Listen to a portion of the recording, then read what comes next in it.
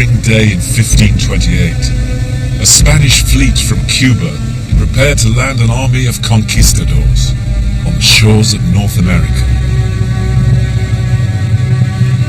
They had come to find new lands of gold.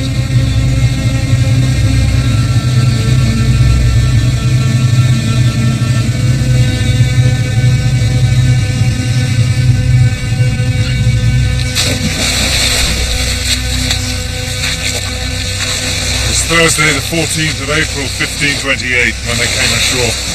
The beginning of the most disastrous of all the expeditions of the Conquistadors, and yet one of the great epic stories in the history of the Americas.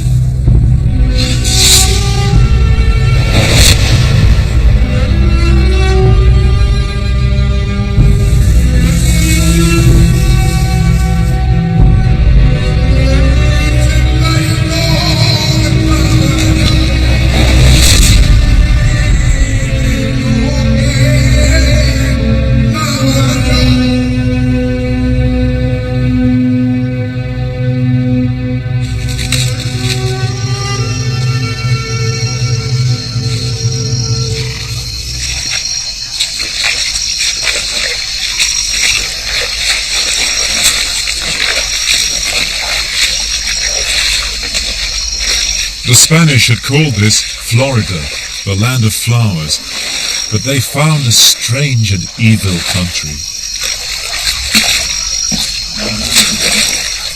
That summer, over 300 conquistadors struggled through these swamps. Their leader, Panfilo de Narvaez, was arrogant and incompetent. They had no interpreters. Their food supplies ran out. And worse, they were picked off by hostile tribes.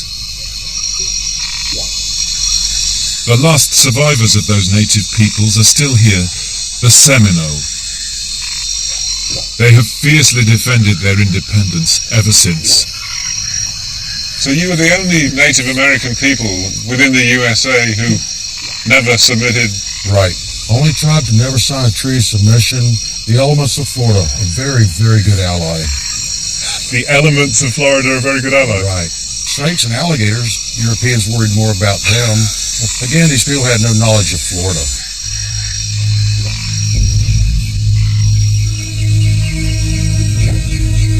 Narvaez had been licensed by the King of Spain to discover and conquer Florida.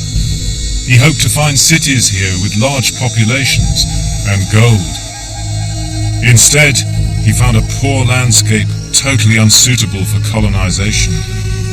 But he pushed his army on, further into the nightmare.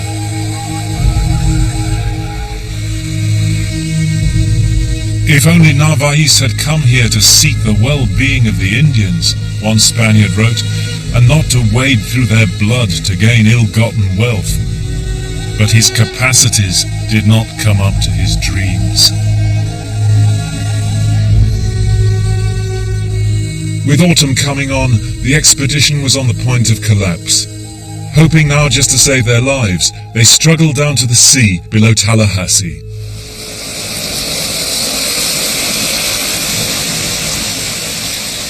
But there was no sign of their ships. The fleet had given them up for dead. They're starving, disillusioned. And Narvaez weighs up the situation. He thinks that the Spanish settlements in Mexico are only a few leagues down that coast. In fact, they're 1,000 miles. So he decides to build boats to escape. And on the 22nd of September, nearly 300 survivors set sail in 5 barges.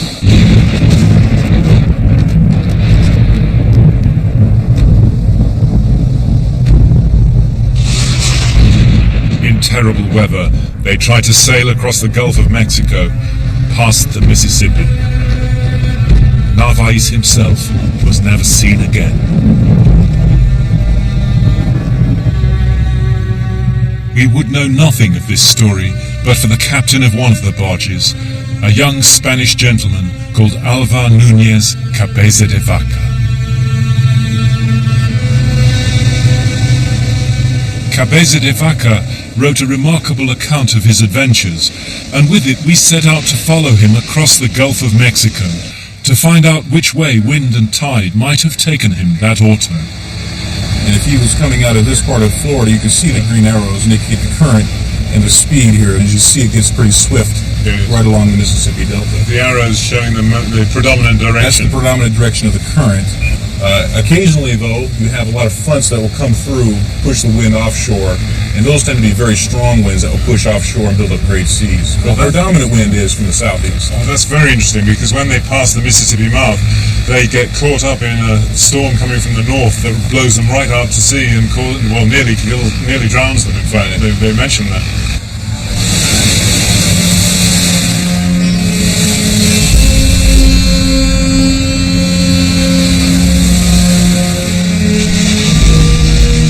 In the end, says Cabeza de Vaca, we commended ourselves to God and the dangers of the sea.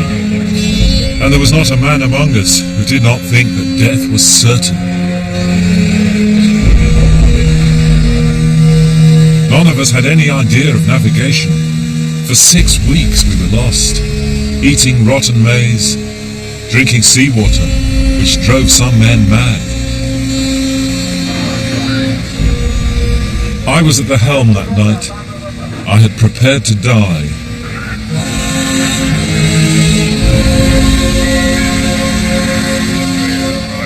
And then, in the darkness, we heard breakers. We were near land. It was the 6th of November, 1528.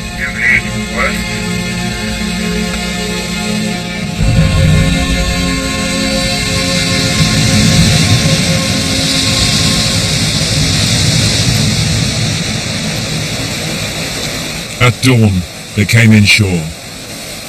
But the boat capsized in the surf. Too weak to swim, some of the men were drowned. They found themselves on a wind-swept shore, unseen before by white men. Galveston Island, Texas.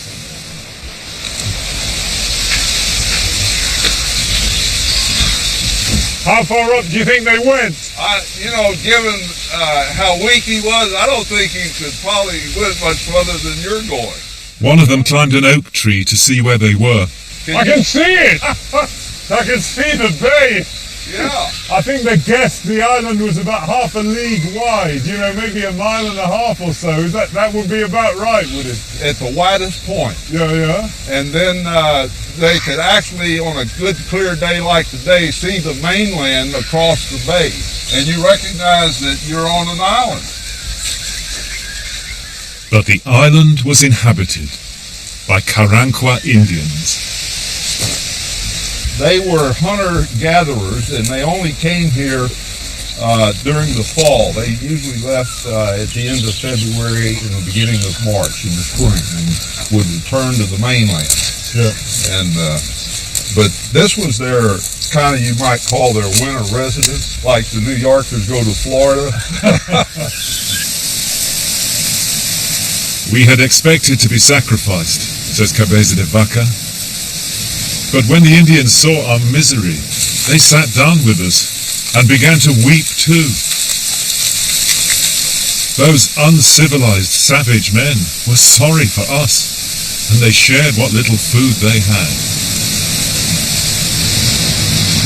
You look at all these great expeditions of the Conquistadors and the terrible events that happened through the New World, Cortez and Pizarro and everything else, and here is a story where the man begins here on this spot to become the other, doesn't he? Exactly. And it's the Indians who give him the first clue to this transformation, isn't it? They cry for him, and he realizes the common humanity. Don't you think?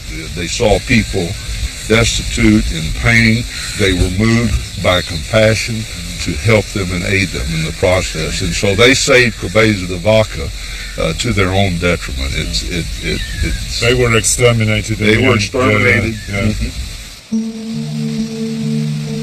The Caranquas began to die of European diseases that same winter. They vanished for good in the course of the 18th century. But they kept Cabeza de Vaca alive with the food of the island.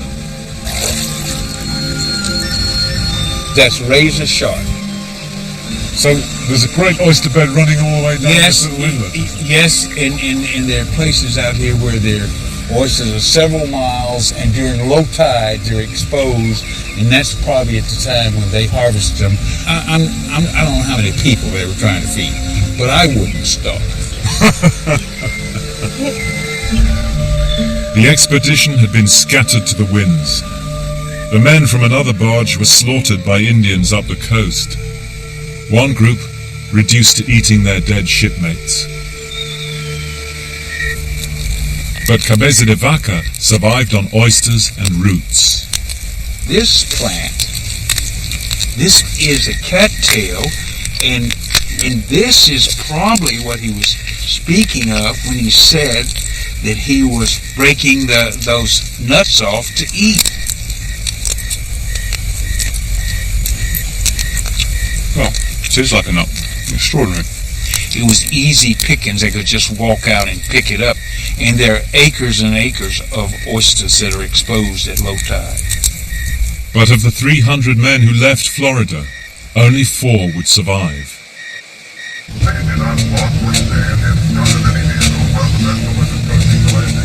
The Caranquas were nomadic.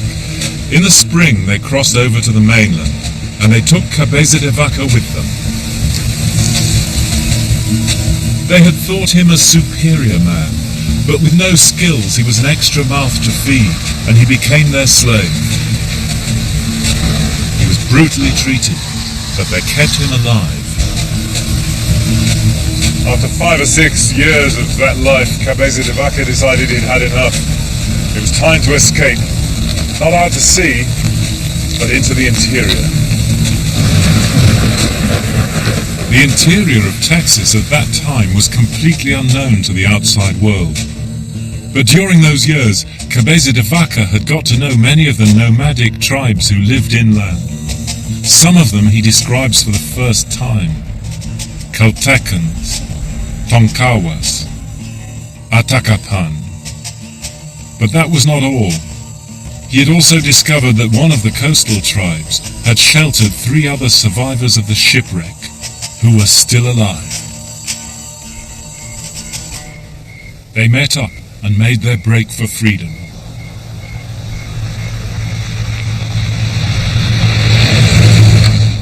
Their plan was to walk 1,000 miles to Mexico City. They couldn't go south because of hostile tribes, so they decided to walk to the Pacific. But which way? It used to be thought that they took a northern route through New Mexico and Arizona down into Spanish Mexico. But there's another possibility, that they crossed the Rio Grande near the sea and turned west inside Mexico.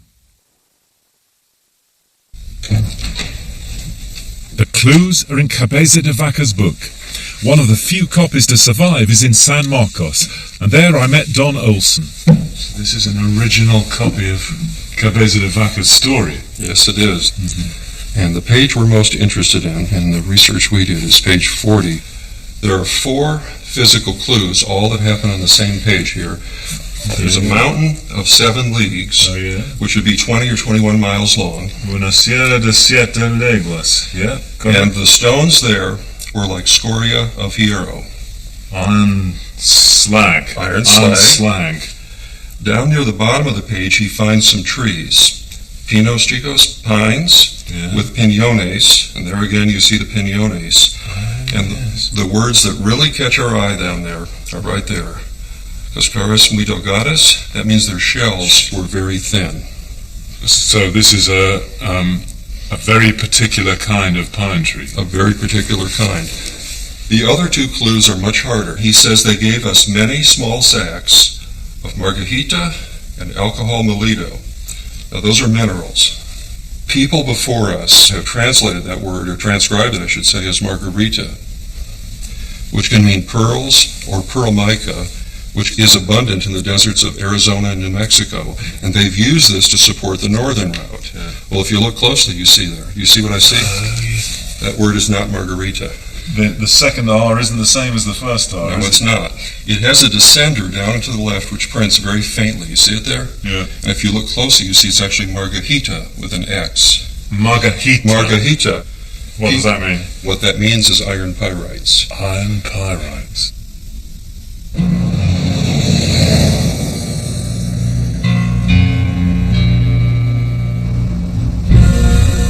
So the Spaniards walked into a land rich in minerals.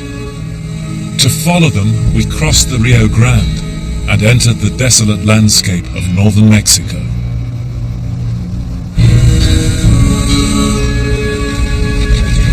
Searching for Cabeza de Vaca's route into unknown America.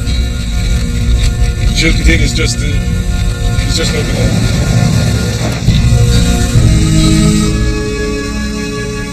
Atravesamos una sierra de 7 leguas.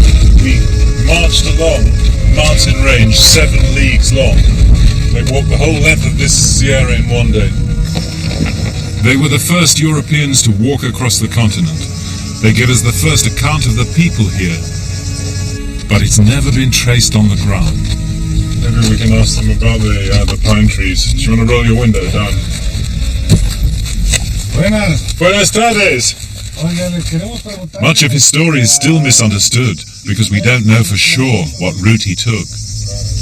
We're looking for the piñones with very, very thin shells. If we knew his route, then his account might begin to reveal the lost history of these lands. And now, as then, local knowledge is all. The old man knows about them here. ¿Cuándo los llevó? Bueno, pues muy agradecidos. Okay. Puedo saludarlo. Okay. Muchas gracias. Gracias. Adiós. Bye bye. Hasta luego, sí, señor. Gracias. Goodbye. Sí, señor. Gracias. So the old man the old man knew about them. Yeah. Fantastic. Great. We're on the right track.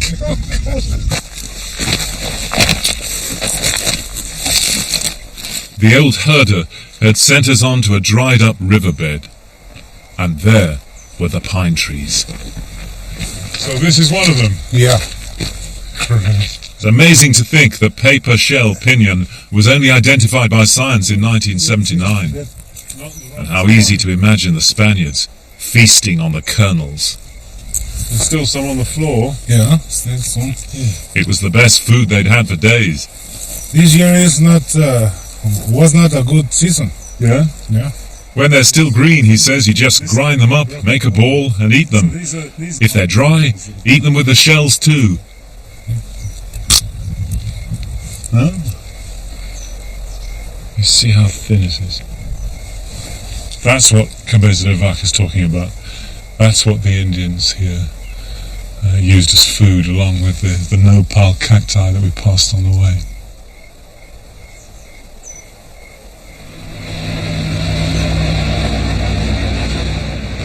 But to clinch his route, we needed to find his mountain of iron. The locals sent us up a place called Mercado, the Hill of Wealth.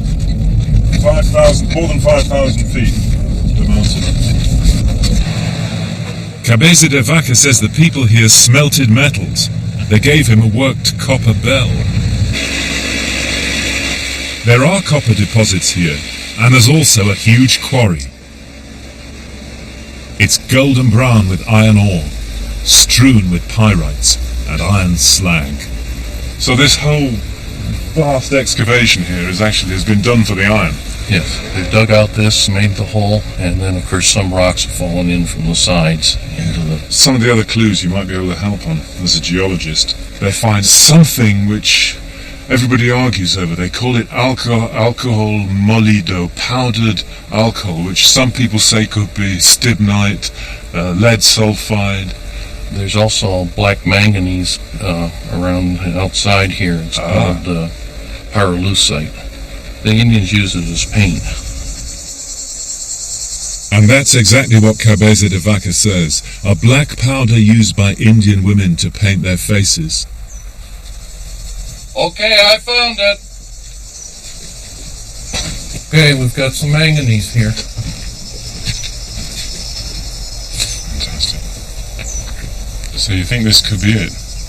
Well, it's the kind of manganese we call pyrolusite, and it sure comes off black. Wow. Brilliant.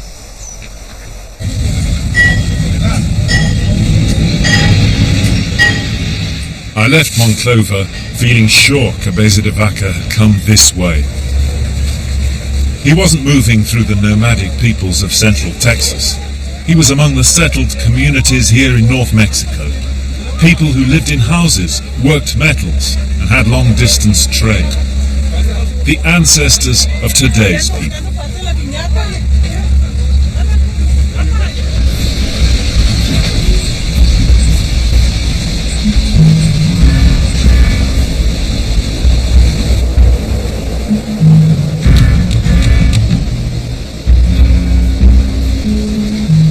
The next few weeks, he tells us, they walked 300 or 400 miles across dry plains into barren mountains.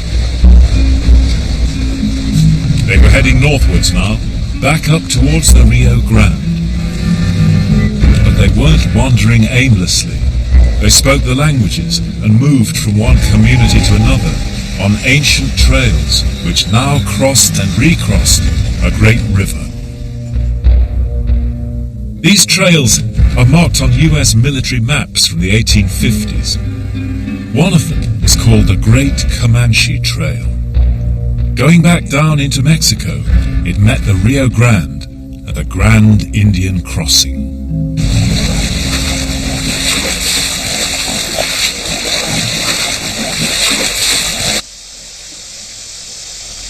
These trails can be thousands of years old.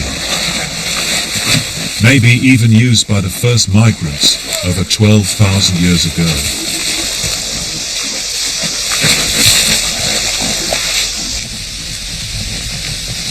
We took an expert guide with us, Linda Walker, and Texan archaeologist Bob Malouf.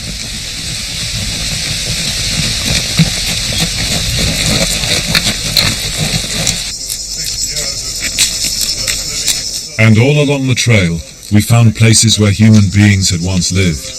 Cabeza de Vaca's journey had begun to reveal the vanished map of ancient America. You can see the shelter part, and it probably ran farther out. As it, this is one of the better pictograph sites that we come up to. You can see that they're all over this panel. Oh, those are beautiful pictographs. That's late prehistoric pictographs. What's late prehistoric then? 500 AD to as late as 1550. They're about Cabeza de Vaca style. We could still make out the finger marks of the artists. Well, depicting this looks like something with legs, doesn't it? They're difficult or impossible as a rule to interpret accurately, although a lot of people try. So could any of these be religious in significance? We can probably assume that they practice certain kinds of shamanistic religion, certainly with healers and this sort of thing. This was the kind of religion that Cabeza de Vaca and his friends encountered along this route. And they thought Cabeza de Vaca was a shaman. I mean, they went to him to heal, to become healed, and they would go to him just like people would go to a medical doctor today. And it's possible they could have saved their lives. Yeah. What's the lifestyle of these people? Well, they're Hard. There wouldn't have been great hospitality at the table in the evening. Well, yeah, we have hard archaeological evidence for the fact that they actually were eating just about anything they could get their hands on.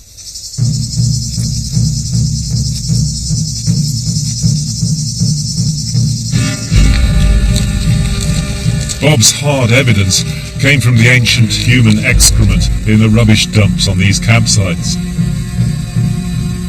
When Cabeza de Vaca said they were eating worms and spiders, he wasn't telling lies. The Spanish gentleman was tasting the life most humans had lived since the Stone Age.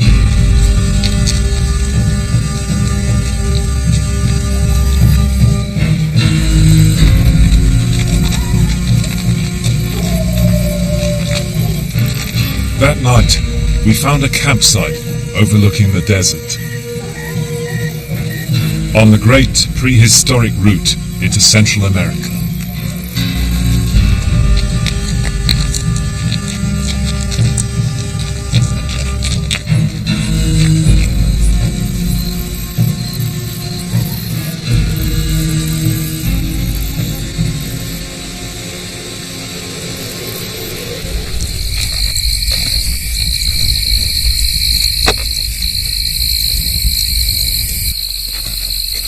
The place was an abandoned Indian settlement. We found grinding holes, just as Cabeza de Vaca describes. These are probably from 2000, 3000 BC to as late as 500 AD. See, they're kind of tapered, very smooth, tapered. And, So you have a wooden pounder and pound seeds or whatever you use inside. Seeds, mesquite beans, things like that. They would grind up in these and powder them to make meal. Yeah. Wonderful. These are good examples. Wonderful. Cabeza de Vaca says these holes were used to grind mesquite beans to make the hallucinogens for the Indian ceremonies. Get stones red hot. He also describes the way they cooked food. Look at that. Boiling the water with hot stones from the fire. That is hot. I've never seen that done. There you go. Oh, wow. So they do this because they don't have ceramics, they don't have metal, they can't put a pot on the fire to heat water. They didn't, probably because they moved about frequently, and pottery is not very conducive to a lot of movement, in this country especially because it's so rocky and it's easily broken. So where are the tea bags? Come on. English breakfast or Earl Grey? You guys are supposed to be the experts on this, Michael. As Cabeza de Vaca said, how diverse and strange are human beings and their ways.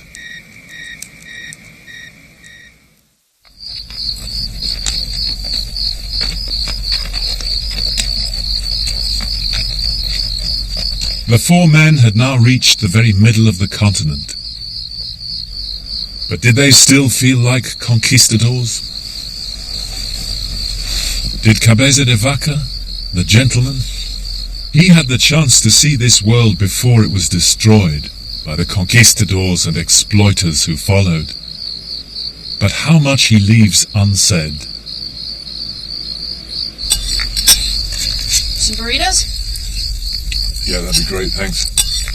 One thing that I keep wondering about as we're travelling on this, in the footsteps of Cabeza de Vaca, is that he's away for 7 or 8 years. You got some? Great. And he tells us all sorts of fascinating things about the Indians. But he never speaks about his, or any of his friends' relationships with the women. I don't think he would have lived that long in a native society without having taken on a woman.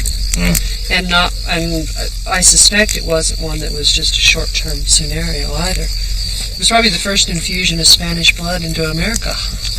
You could bet he wouldn't mention it though, No. because it would have caused him problems with the church probably. He had to write this to the audience that were now feeding him, which was Spain.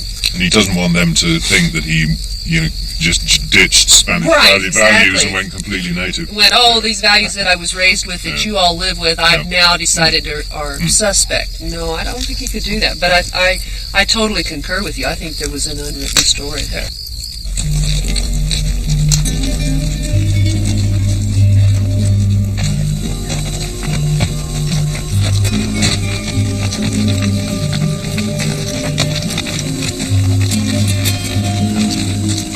And so they continued, following the sun, across the ridges of the Sierra Madre.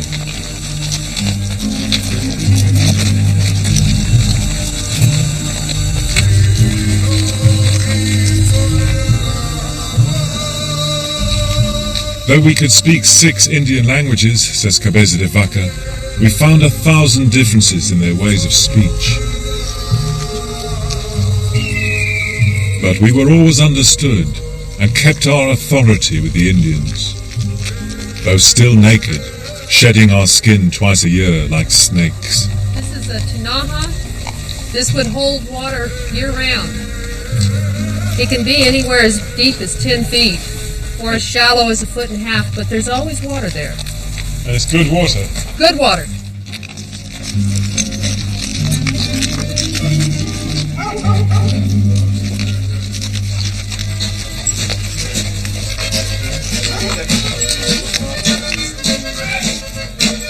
And we finally reached the little town of San Carlos. Enrique. Hi, how are you? Great. We finally made it. Michael, did you want a beer? I love one, thanks you.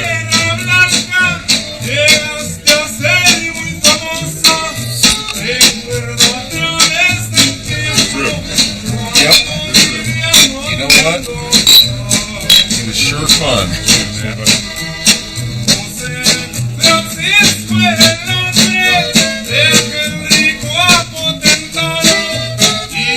It had been fun, but it had also told us more about Cabeza de Vaca and the man he was becoming.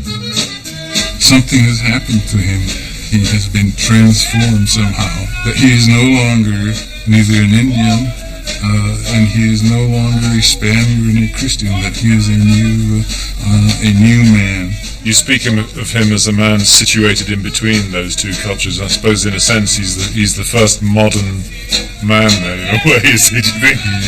He had learned something that very few Spaniards knew, is that the Indians were human beings. And many in Spain didn't want human beings at that time. They wanted slaves.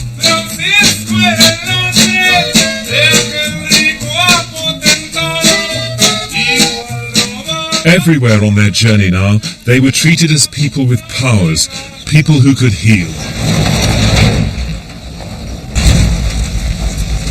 To we modern people, this is the least believable part of his story. And even in his day, he was accused of fantasizing, and worse, claiming supernatural powers.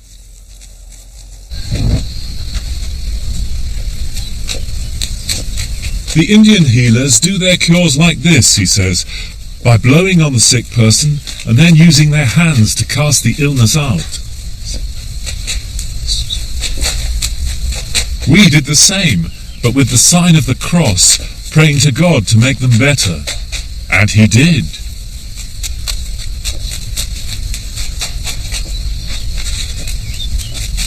Él es el Sagrado Corazón de Jesús.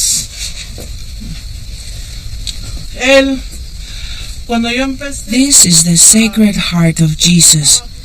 He appears to me when I cure the sick. Donde yo ponía mis pies para curar yo a las personas. Me faltó decir esto. Oh, and this is my protection against the evil spirits who could harm me. A veces también pueden llegar hacia mí. Absolutely wonderful mixture of Christian symbols, and yet the way of working with them is much more traditional and Mexican. It touches back to what was the religion of the whole of the Americas in ancient times, the sort of shamanistic religion. And in a sense, Cabeza de Vaca is the first person to try and cross the boundary between the two and use them both.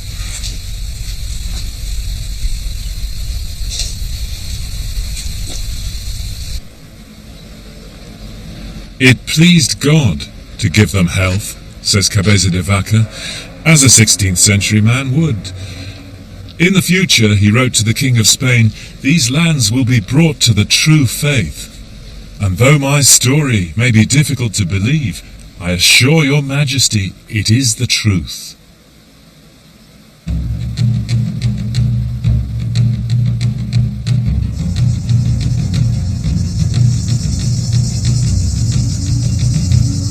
And however we might explain it, thousands of Indians clung to them now, asking for their blessings, walking with them through the wilderness.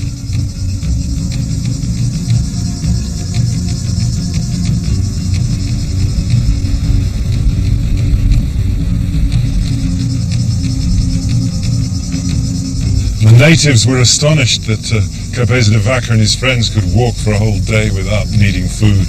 But by then, says Cabeza de Vaca, we were so inured to suffering that we felt no fatigue.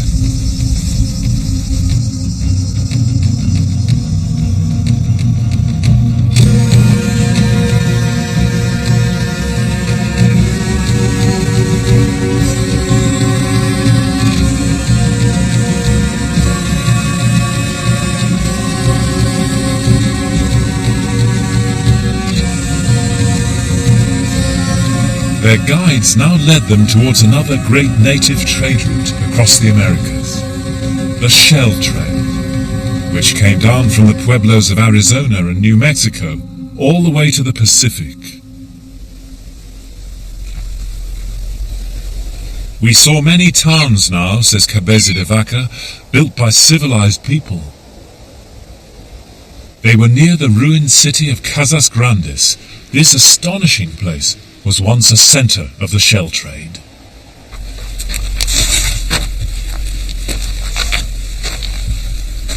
The archaeologists found 1.5 tons of shells in these warehouses. Shells for grinding up, for use as decoration on the face of the walls. Shells for personal adornment, necklaces, bracelets. Shells like the pink spondylus, which was used for religious rituals all the way along the Pacific coast down to South America. This place was abandoned a century before Cabeza de Vaca's day, but the commerce and the trade routes on which it was carried still continued.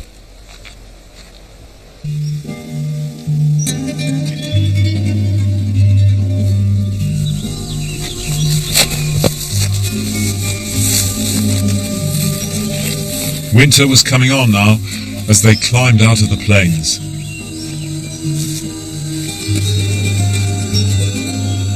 Their last hurdle, the immense fissured landscape around Copper Canyon.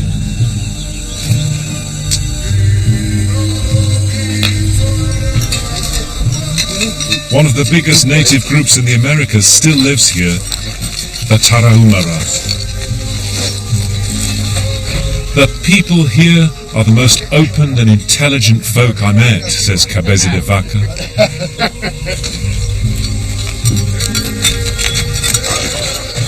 Their women more modestly and better dressed than in any other part of the Indies we'd seen.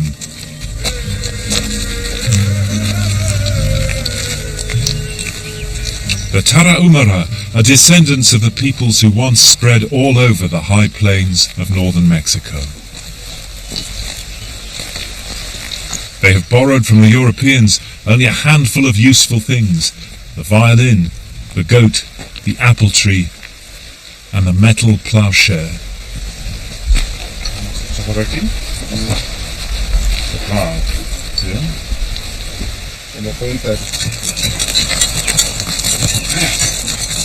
There are no roads through their lands. You still have to go on foot. They call themselves the people who walk straight, and they mean in their hearts as well as with their feet.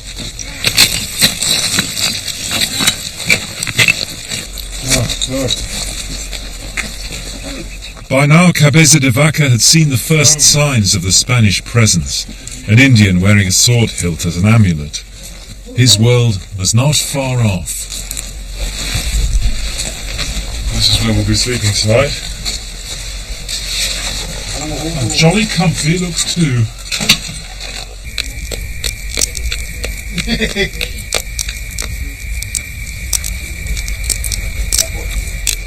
He knew now he must leave the Indian world, but however much he wanted to, he also knew that what he was leaving behind had true worth.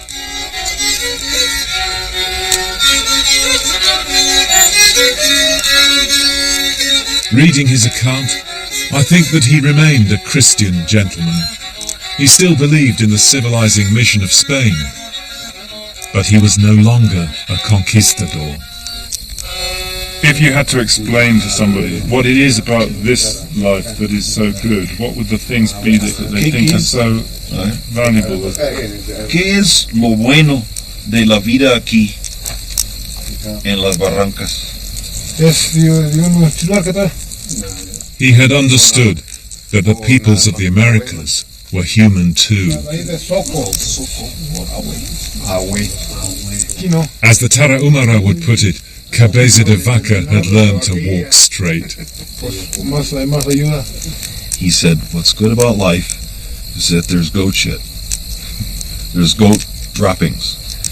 And that's good because we put it on the land so that the corn will be born to make tortillas with, and to make pinole with, and to make tesguino with. I said, why do you make tesguino? He says, to have a fiesta, so that you can dance around this special dance they do all night, so that God will bring water.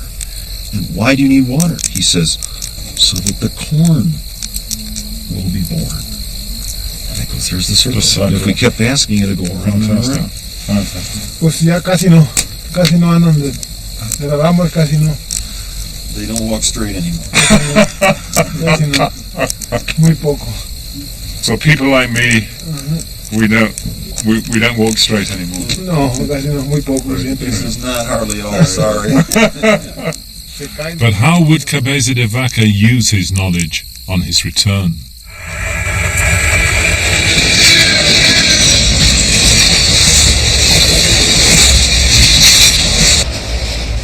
The odyssey of Cabeza de Vaca was drawing to its close. That winter they came down forested canyons towards the Pacific. After more than 2,000 miles, he was about to re-enter the world he'd once known.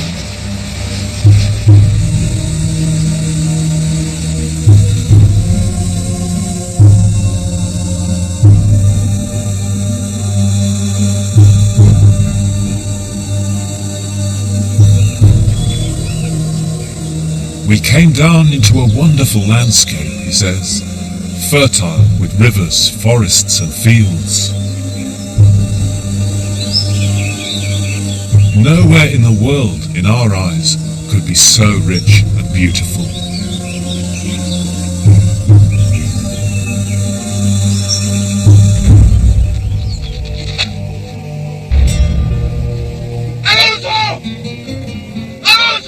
Cabeza de Vaca ran into Spanish slave hunters.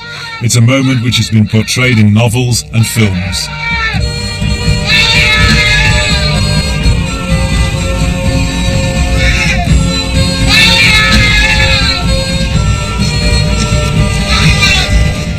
And so Cabeza de Vaca met his old self, the man he'd been all those years before.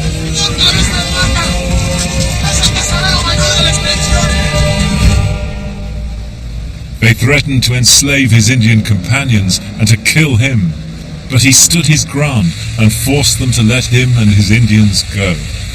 And finally, nearly 10 years after he left Cuba, he walked like a ghost into the town of Culiacan, to the astonishment of the local Spanish colonists. They had been the first people to walk across the continent. They'd seen things no outsider had ever seen. But there's no happy ending to his story. When he got back to Spain, he argued for benevolent rule in the Americas. But he was ruined by his enemies, and he died a pauper.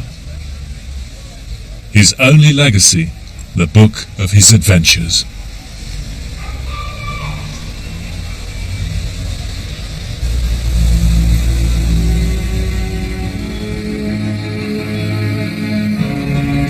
While he'd been lost, the world had changed as never before.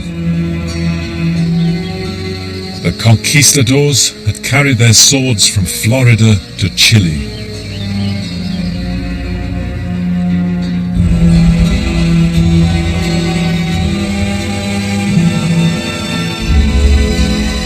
Their bravery and their greed had led them to Lake Titicaca and to the heights of Machu Picchu.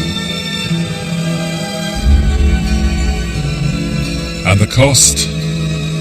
Ancient civilizations overthrown, tens of millions dead from European violence and disease, and the plundering of the natural world of the Americas.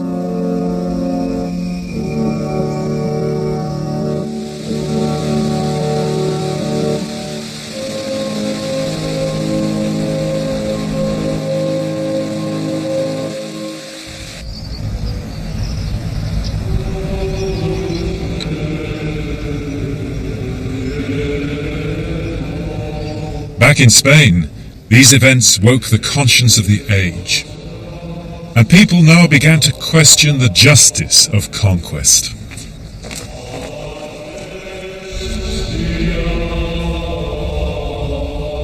All the great civilizations had treated people not of their own color or creed as alien. But now in Catholic Spain, these assumptions were questioned. Did the Indians have human rights? What does it mean to be human? In 1550, the King's councillors gathered here in Valladolid to listen to two great figures of the age, the Dominican Las Casas, speaking for the Indians, and the philosopher Sepulveda, for the mission of Imperial Spain.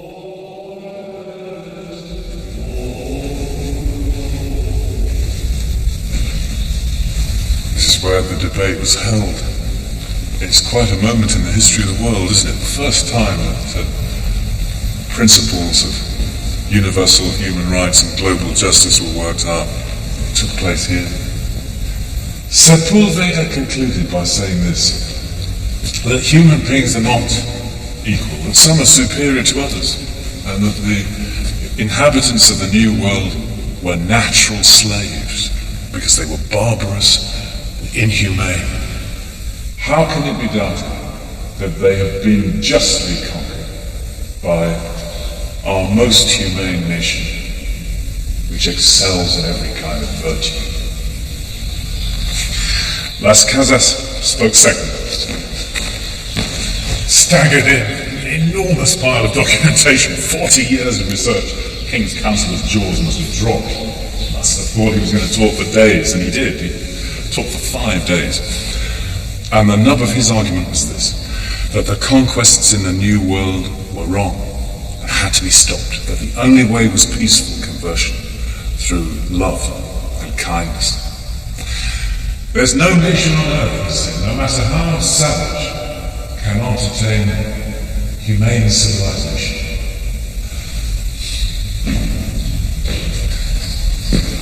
All the peoples of the world are human beings. And the definition of a human being is that we are all rational things. We share the same faculties, will, and capacities and understanding. We all take pleasure in goodness.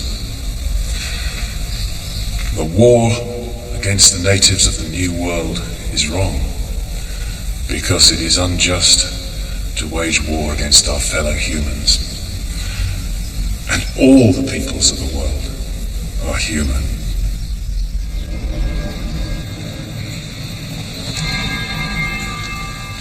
The king listened. He ordered a stop to the conquests while the issue was debated further. But he couldn't stop history. On the ground, the conquests continued, driven as ever by the lust for gold.